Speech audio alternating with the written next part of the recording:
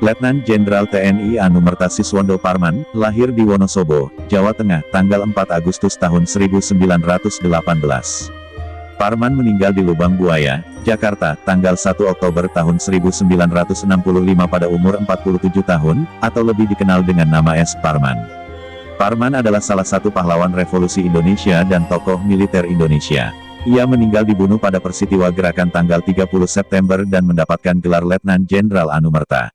Ia dimakamkan di TMP Kalibata, Jakarta. Masa muda S. Parman. S. Parman lulus dari sekolah tinggi di kota Belanda pada tahun 1940 dan masuk sekolah kedokteran, tetapi harus meninggalkan ketika Jepang menyerang. Dia kemudian bekerja untuk polisi militer Kempeitai Jepang. Namun, ia ditangkap karena keraguan atas kesetiaannya, namun kemudian dibebaskan. Setelah dibebaskan, ia dikirim ke Jepang untuk pelatihan intelijen, dan bekerja lagi untuk Kempeitai sampai akhir perang, selanjutnya bekerja sebagai penerjemah di Yogyakarta.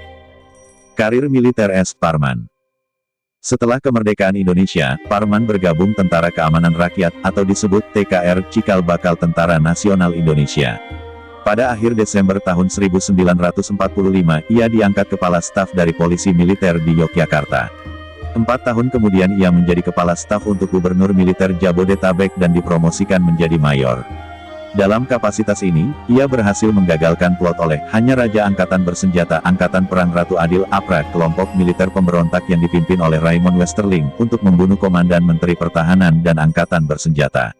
Pada tahun 1951, Parman dikirim ke sekolah polisi militer di Amerika Serikat untuk pelatihan lebih lanjut, dan pada tanggal 11 November tahun itu, diangkat menjadi Komandan Polisi Militer Jakarta. Ia kemudian menduduki sejumlah posisi di Polisi Militer Nasional HQ, dan Departemen Pertahanan Indonesia sebelum dikirim ke London sebagai atase militer ke Kedutaan Indonesia di sana. 2. Pada tanggal 28 Juni dengan pangkat Mayor Jenderal, ia diangkat menjadi asisten pertama dengan tanggung jawab untuk intelijen untuk Kepala Staf Angkatan Darat Letnan Jenderal Ahmad Yani.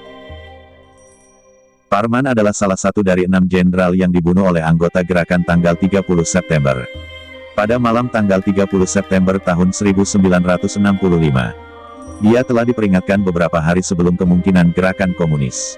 Pada malam tanggal 30 September tidak ada penjaga yang mengawasi rumah-rumah Parman di Jalan Syamsurizal nomor 32 berdasarkan istri Parman ini. Pasangan itu terbangun dari tidur mereka di sekitar pukul 4.10 pagi oleh suara sejumlah orang di samping rumah.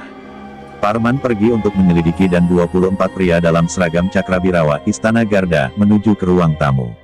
Orang-orang mengatakan bahwa dia dibawa hadapan presiden sebagai sesuatu yang menarik yang telah terjadi. Sekitar 10 orang pergi ke kamar tidur ketika Parman berpakaian. Istrinya lebih curiga dari orang-orang, dan mempertanyakan apakah mereka memiliki surat otorisasi, yang salah satu pria jawabnya memiliki surat sementara menyadap saku dadanya. Parman meminta istrinya untuk menelpon apa yang terjadi pada komandannya, Yani, tetapi kabel telepon telah diputus.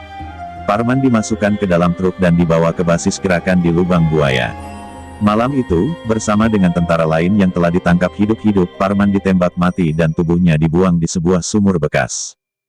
Tubuh semua korban itu ditemukan pada tanggal 4 Oktober dan orang-orang diberi pemakaman kenegaraan hari berikutnya, Hari Angkatan Bersenjata. Mayat ditemukan dan semua diberi pemakaman kenegaraan pada tanggal 5 Oktober sebelum dimakamkan di Taman Makam Pahlawan, Kalibata. Pada hari yang sama, melalui keputusan Presiden nomor 111 Koti, 1965, Presiden Soekarno secara resmi membuat Parman menjadi pahlawan revolusi.